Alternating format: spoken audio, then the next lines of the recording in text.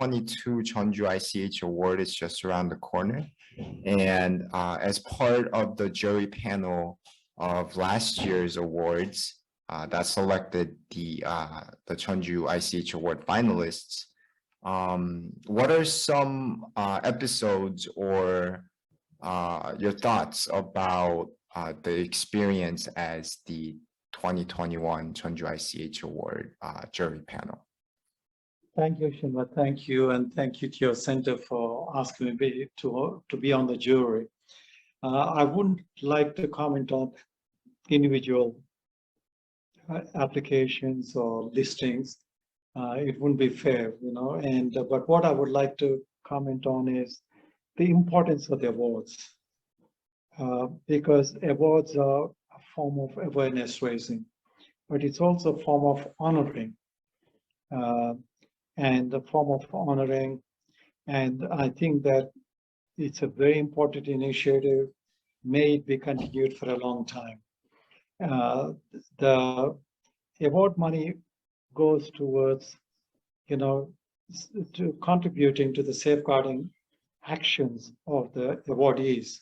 However, the prestige that comes from the awards is, you can't put a price on it. The prestige actually enables them to be recognized by their local governments, local communities, and so that they can continue. So, you know, but the most important thing is that through the awards program, people get to know more about what kind of, you know, intangible heritage is being practiced in different parts of the world, because the awards are global, and also most importantly, the challenges everywhere. I mean, the challenges in Peru and the challenges in Nepal, there's a learning, you know, between the two places. You know, learning from each other. What are the challenges? How are people dealing with the challenges? We have so much to learn from each other. There's so much to learn from each other. And that's why I say that we need more research centers like yours that document case studies, that propagate knowledge, and that initiate important mechanisms for recognition and respect, like the award scheme that your center has initiated.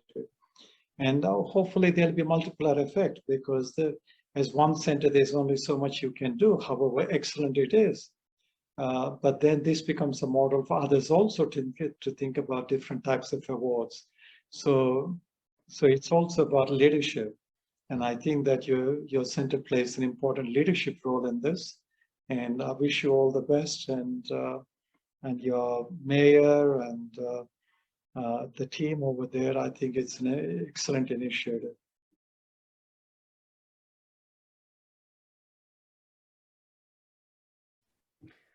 I think, first of all, of course, this initiative of international awards for the safeguarding of intangible heritage is really an amazing initiative. It's very powerful, and what to me stood out in those past 2 years is that we see so many initiatives which actually, when functioning in the networks around the convention, you don't easily run into.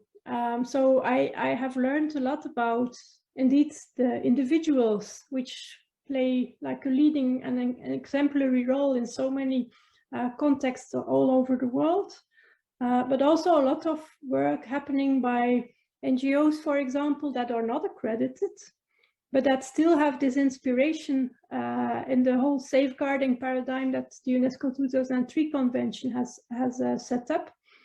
And it's wonderful to be able to explore and to read the dozens of initiatives and trajectories that have been elaborated throughout the world in very diverse contexts, trying to safeguard sometimes very small local traditions, or in other contexts like international networked organizations working around together in a cooperation with many associations all over the world around a certain subject. So this has been the most richest experience. It is succeeding, this initiative of the ICH Award, to really understand even more what the success and the outreach of our work around the convention has become until now.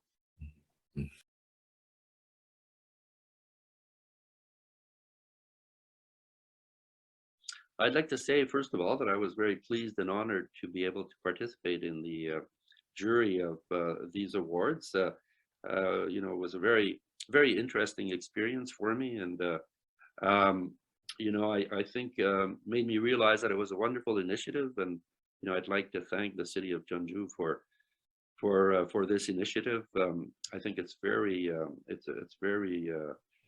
useful and you know, a very good way of recognizing and valorizing ICH. And what I found, you know, particularly interesting is that, you know, it's an international prize that valorizes ICH, but kind of outside the UNESCO system, you know. Not that I have anything against the UNESCO system. I think it's wonderful, and we're very fortunate that it exists. But I mean, it is, you know, there is a specific perspective on ICH and the way it's, you know, it's valorized and managed in a sense. So I think it's good to have, you know, other options, other alternatives, other possibilities for recognizing and valorizing and safeguarding ICH. So that's something that I found particularly interesting with the Jeonju Prize, and I found that it was, you know, very open. You know, you didn't have to have, you know, apply 2 years ahead of time. You know, have to worry about your country having signed the treaty or not, because there's still, you know, many countries that have not signed. Well, not many, but there's still, you know, at least I think a good 15 that haven't signed.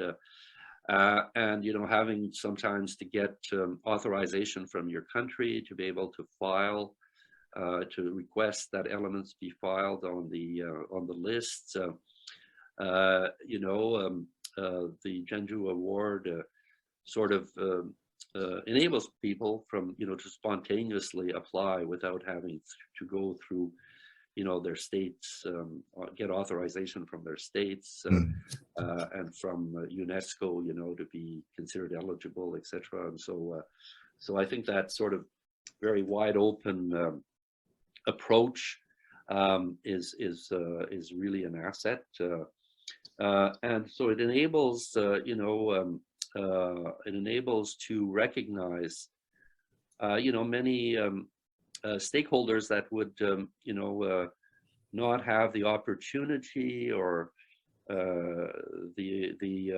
possibility to you know, to request an inscription at UNESCO and to get recognition through UNESCO. So, you know, and I know by sitting on the prize that, you know, some of the NGOs or the communities that have been awarded the prize, some of them are very active at UNESCO, but many are not at all.